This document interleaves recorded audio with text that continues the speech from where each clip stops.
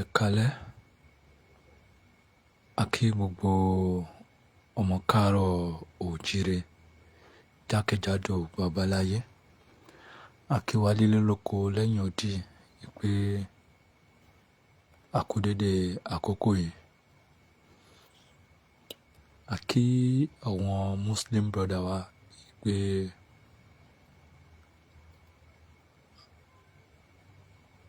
a kú òǹgbẹ. Àsìkò àwẹ̀yìn ọba mi Èdùmàrè á dé àdúrà olúkálùkù wa ládé. Ìjọba ṣe ń wọlé, ẹ máa bá wa máa share. Ọwọ́ tẹ fi ń tẹ share button, ẹ ní fi gbọ́mọ sí àṣẹ Èdùmàrè. Mo kí gbogbo wa, mo kí ọ̀gá mi Mr. OLAYOMI KOIKI pé wọ́n kú òǹgbẹ.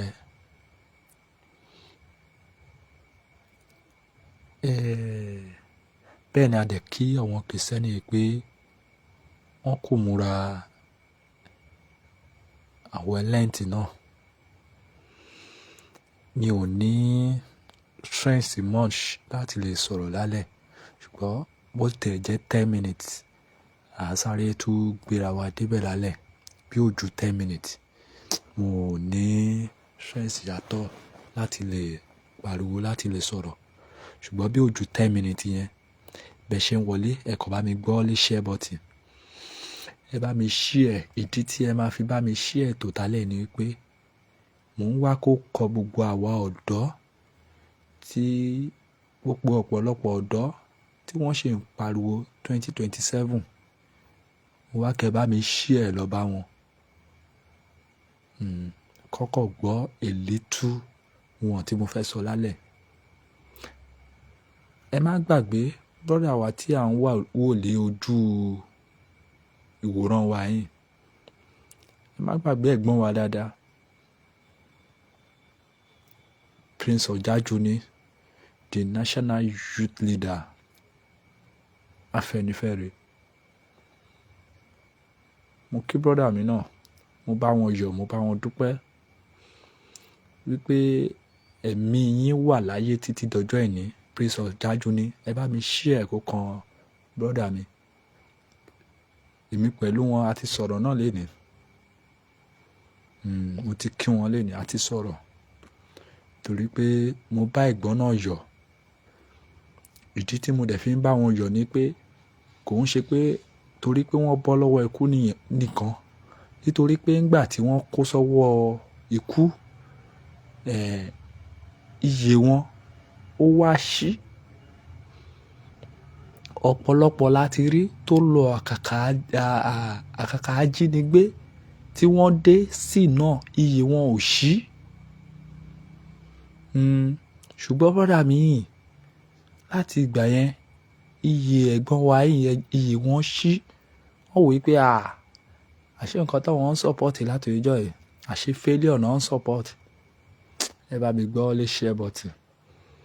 Mo ń wá kó kan ọ̀rọ̀ tí mo fẹ́ sọ lálẹ́ mi tí wọnú ẹ̀, but mo wá kí àwọn ọ̀dọ́ bíi tèmi kí wọ́n wọlé sórí ètò, torí pé mo sọ mi ò ní agbára láti lè sọ̀rọ̀ púpọ̀, ṣùgbọ́n ẹ kàn bá mi share ìwọ̀nba tí bá sọ, bóyá a máa rí ọ̀dọ́ bíi 2, 3 tó máa wọ̀ létí. Ẹ bá mi gbọ́ lé share button kẹ́ fi sí platform yìí. Ẹ má gbàgbé láti subscribe sórí KOIKIMEDIA lórí YouTube. Ẹ má gbàgbé, ẹ bá subscribe sórí KOIKIMEDIA lórí YouTube. Now, nítorí pé tẹ bá wo nǹkan tó ń ṣẹlẹ̀ ní National Assembly Nigeria láti bí ọjọ́ bíi mélòó kan, ẹ máa rí pé protest kan ń lọ ní National Assembly nípa ọ̀rọ̀ electoral law wọn tí wọ́n ń bá kiri. KOIKIMEDIA will bring the work closer to your doorstep. Ẹ má gbàgbé, èyí tí ń ṣe on the 17th of February 2026 ni ó pé ọdún kan tí ẹ̀gbọ́n wa dáadáa Prince Ọ̀jájúní tí wọ́n kó sí ọwọ́ Fulani bandit. Ẹ má jẹ́ ká gbàgbé. Brọ́dà mi dáadáa, bọ̀dà Wálé ẹ̀kalẹ̀. Mo ti miss yín. Ẹ má bínú. Ó fẹ́ ṣe mí bí ibà ni. Òun ò jẹ́ kẹ́ gbọ́ mi lẹ́nu ọjọ́ mẹ́ta. Ẹ̀gbọ́n dáadáa, ẹ káàbọ̀ sórí ètò. Bọ̀dà Wálé ẹ̀kalẹ̀ sà. Ọwọ́ tẹ fi ń tẹ̀ ẹ́ ní fi gbọ́mọ sí lágbára ṣe Èdùmàrè. Mo ń like ẹ̀gbọ́n yẹn púpọ̀. Ojúlówó ọmọ Odùduwà ni wọ́n. Bẹ́ẹ̀ni. So bí mo ti ń bá ọ̀rọ̀ mi lọ, ó pé ọdún kan tí ẹ̀gbọ́n wa Prince Ọ̀jájúní tí wọ́n kó sọ́wọ́ àwọn ará ibi.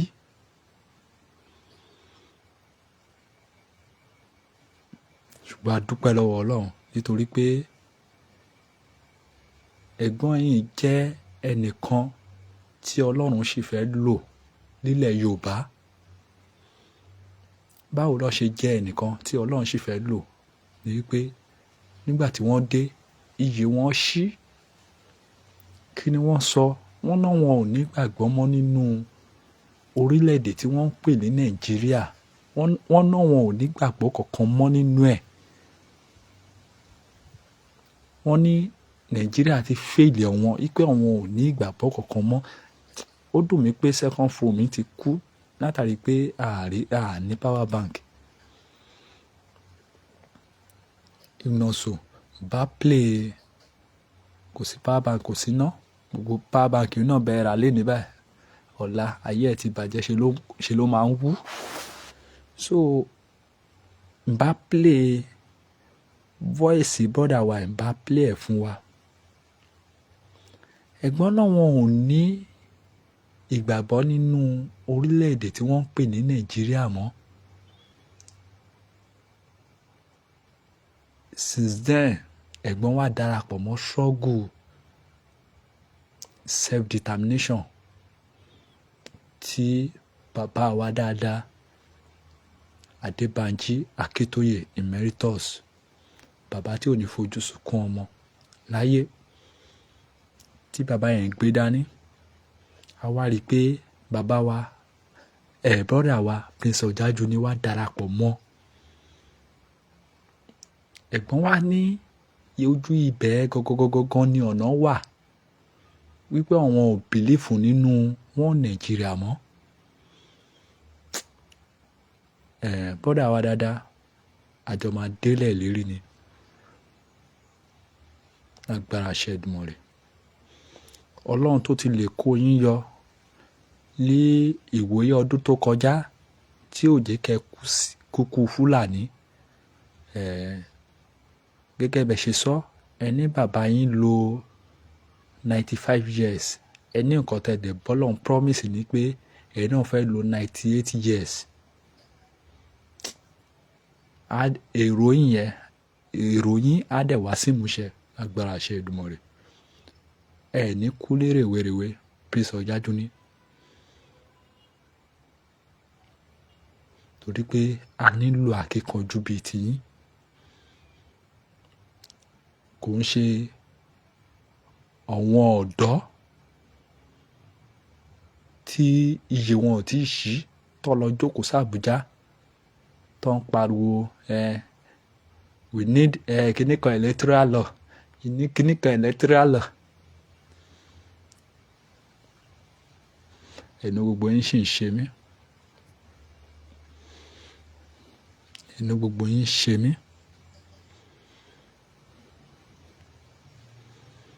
Gbogbo yín lẹ mọ̀ tó kàn. Ok, ẹ jẹ́ n sọ bí ilé gbogbo wa la mọ̀ tó kàn, la mọ̀ ohun tó yẹ ká ṣe. Bóyá ńgbà tó bá yá, Fulani gbébọn ká everybody mọ́ kọ́nà. Wọ́n ń gbébọn ká everybody mọ́lé. Wọ́n ń gbébọn ká everybody mọ́ oko. ẹ̀ ń ṣe ń sọ fún wa pé kìnnìkan electoral kìnnìkan lẹ nídìí. Ọjọ́ wo lẹ́yìn ti béèrè rí tí 1940 amalgamation tí ó wà láòyìn kan bá yín pàṣẹ rí? 1940 amalgamation tó bá yín amend sí 1999 constitution, ọjọ́ wo ló ti gbà fébọ̀ yín rí? Ẹ kalẹ̀ lẹ́ẹ̀kan sí, ẹ bá mi gbọ́ lé share button, ẹ bá mi share lọ bá àwọn ọ̀dọ́ bíi tèmi kó gbọ́ ètò yìí.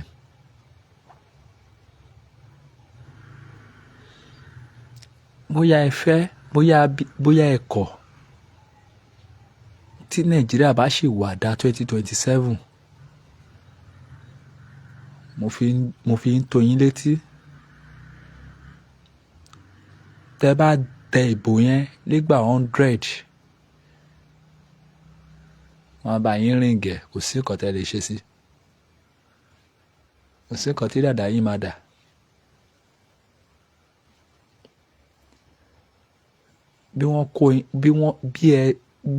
Bí ẹ protest láti ní lọ di ọ̀la, lẹ́yìn ìgbà tí 1940 amalgamation tó bá ṣe yín exist lérí Nàìjíríà, wọ́n á máa bá yín rìn gẹ̀ náà ni. Torí pé gbogbo wa la mọ̀ pé 1940 amalgamation is a fraud constitution. Is a fraud amalgamation. Bẹ́ẹ̀ni, gbogbo wa la mọ̀, we all know, a kò ń dìísí fún ara wa ni.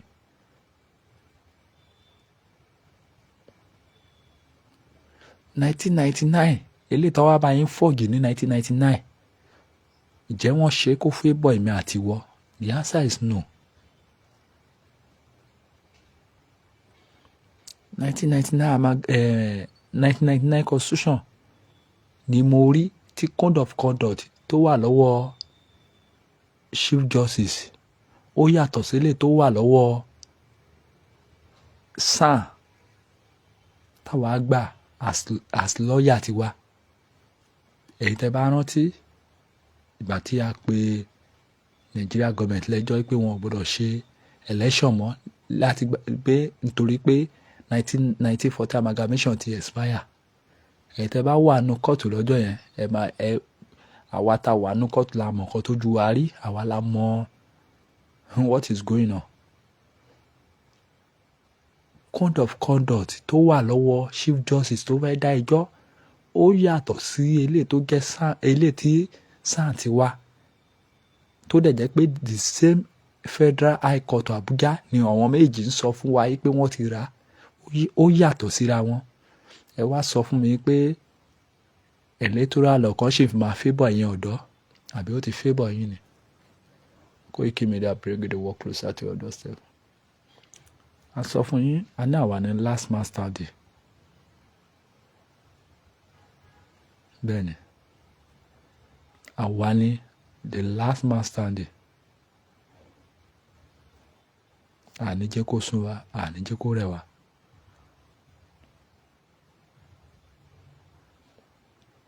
Ṣùgbọ́n a kò máa dákẹ́, a máa wò yín ni. Ṣùgbọ́n ìwọ̀nba ìmọ̀ràn tó bá yẹ ká máa gbára wa, a máa gbára wa. Ṣùgbọ́n tó bá pẹ́ tó bá yá, ẹ máa já jọ sówọ́ papọ̀. Ká ṣe all the necessary thing tó bá yẹ ká ṣe.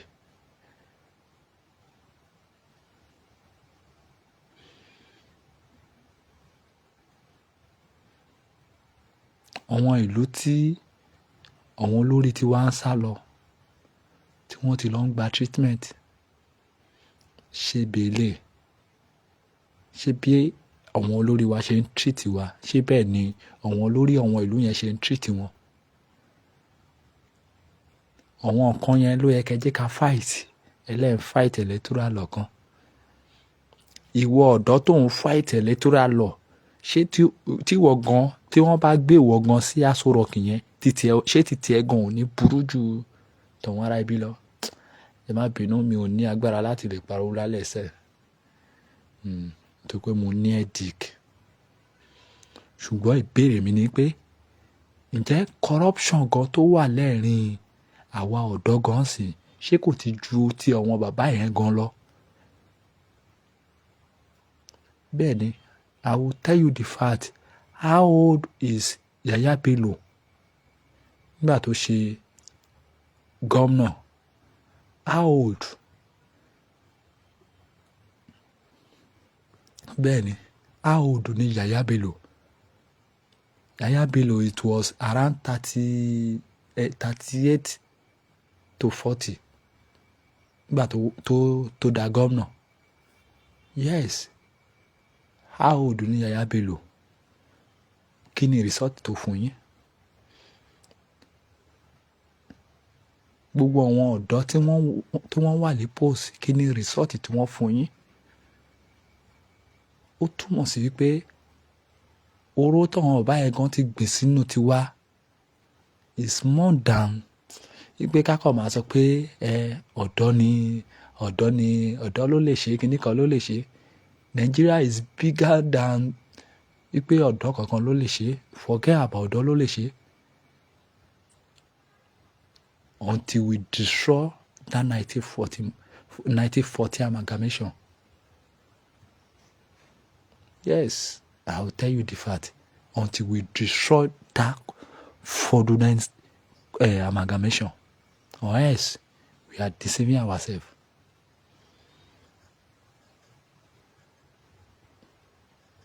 Tẹ́ bá ti jẹ́ ká lagi mọ́ 1940 amalgamation yẹn, ká fọ́gi mọ́, ká fàyà. Tí ẹ bá ti lè jẹ́ ká ṣe, we are deceiving ourselves. I tell you guys.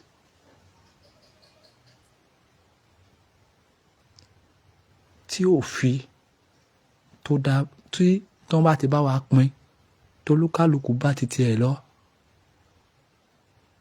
tí one of us wa tá wá ní òfin, tí a jẹ́ kí òfin yẹn ṣiṣẹ́, ìbáàwù bàbá 100 years kó sọ pé òun fẹ́ ṣe, kó go ahead, ṣèbó fi á mú. There is no problem. Ìbáàwù wo ọmọ 30 years kó sọ pé òun ló kàn, no problem. Òfin yẹn gangan ló ṣe kókó. Ṣùgbọ́n báwo la ṣe lè rí òfin yẹn fi ṣe? Ǹjẹ́ a ṣe lè rí òfin Nàìjíríà yí padà? Ẹ bá mi fi sí comment section. Ṣó ṣeé ṣe ká ṣe rí òfin Nàìjíríà padà yí padà? Ẹ̀ tí system yẹn yé. Ṣé ó ṣeé ṣe ká rí òfin Nàìjíríà yí padà? Tó bá wá possible pé ó ṣeé ṣe, ǹjẹ́ àwọn terrorist tó ti gbàjọba ní Nàìjíríà, ṣé ó wá ṣeé ṣe ká rí wọn flush dànù? Ìyẹn ò ṣeé ṣe.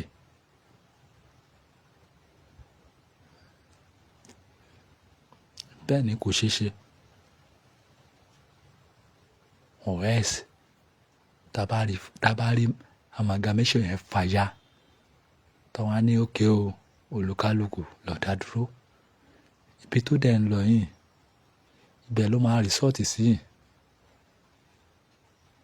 Because ogun ìpànìyàn yìí ó ti sún everybody. Ibẹ̀ ló máa resort sí. These people, they are preparing to carry on the last operation. My dear brother, stop deceiving yourself that 2027 kìíní kan election kìíní kan amendment kìíní kan. You are deceiving yourself. O mọ̀ bóyá kó tó dìgbà yẹn bóyá Fúlàní á ti dá ẹ dúró láti ṣe kìíní yẹn fún ẹ. Ṣé o mọ̀?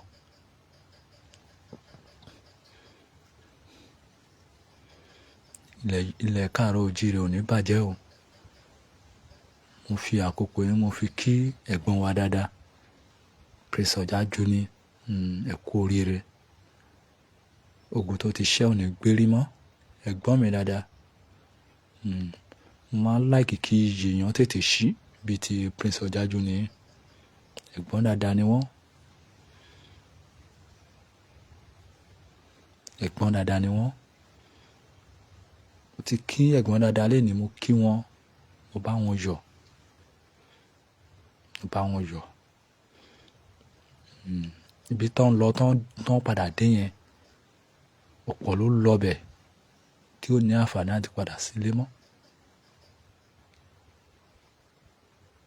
Àpá jùlọ wọ́n tún wá yin ìbọn tí wọn. Ṣùgbọ́n Ọlọ́run tó sọ pé òun lẹ́mí wọn lò. Ó mú kán kíkú yẹn kó yẹ̀ lé wọn, kó fò wọ́n lórí. Àwọn ló yẹ ká máa pèlé aríkúyẹrí.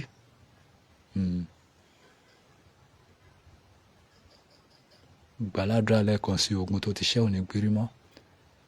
Bá wa Prince Ọ̀jájú ní ìfẹ́ tí mo ní sí yín ni mo fi wò pé kí n sì jáde lálẹ́, kí n ṣe prógámù, kí n rìmẹ́mbà àwọn ọ̀dọ́ bíi tèmi. Ẹ má jẹ́ ká gbàgbé, kí n rìmẹ́mbà àwọn ọ̀dọ́ bíi tiwa. Torí pé ẹ̀gbọ́n mi ọ̀dọ́ níṣì ni wọ́n, ọ̀dọ́ náà lèmi náà tí mò ń sọ̀rọ̀. A nílò láti máa enlight ara wa, ká ṣíra wa létí. Kẹjá ṣe all the necessary thing. Ilẹ̀ Yorùbá ò ní bàjẹ́ o. Gbàládùra pé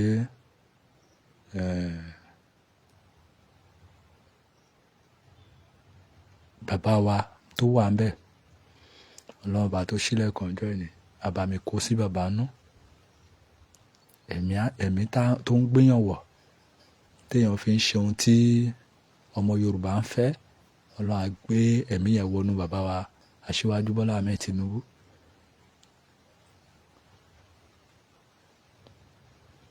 Agbára àṣẹ Èdùmàrè. Mo kí wa ẹ̀ka lẹ́lẹ́kan sí. Bàbá wa Ọládèjì Ọlámilékan, mo kí yín sà, ẹ̀ka lẹ́sà. Ìyá wa Victoria, mo kí yín, ẹ̀ka lẹ́mà. Agbára àṣẹ Èdùmàrè. Ọwọ́ tí gbogbo yín fi ń tẹ̀, tẹ̀ fi ń like, tẹ̀ fi ń share, tẹ̀ fi ń comment, ẹ̀ ní fi gbọ́mọ sí o. So gẹ́gẹ́ bí mo yẹ sọ lẹ́ẹ̀kan, mi ní àǹfààní láti lè ṣe 40 minutes tí mo máa ń ṣe. Ṣùgbọ́n bàbá tí mo ti sọ ẹ̀ náà, ọ̀dọ́ tó bá létí, wọ́n la etí wọn kí wọ́n gbọ́. Mọ̀ pé bá gúnyán sínú odó, ẹni tá a yó á yó. Sorry, bóyá nínú ìwé mi ò mú ìwé pa, ẹ má bínú. Ẹni tá a yó á yó. Bẹ́ẹ̀ ni, ẹ̀ka lẹ́lẹ́kan sí. Àní tẹ aṣọ àgbà mọ́lẹ̀ o. Ilẹ̀ ìkárọ̀ òjìrè ò ní bàjẹ́, àní ṣílẹ̀ tẹ̀.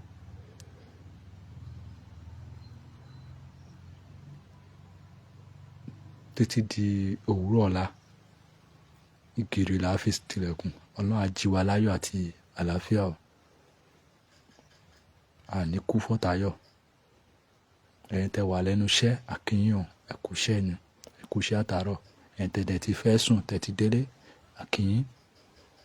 Ẹ̀yin tẹ ṣẹ̀ ń jí, a kí yín o, ẹ kú iṣẹ́ ìlú o. Ẹ ní rógun àìsàn, agbára àṣẹ Èdùmàrè. So tọ́lọ́run bá fún wa ní okun àti agbára títí di òwúrọ̀ ọ̀la, òṣìṣẹ́ kẹ́ tó gbóhùn wa náà, kọ́lọ́run má pa ẹnì kankan wa kó tó dàárọ̀ ọ̀la o. Mo kí wa, ó dàárọ̀, ire o.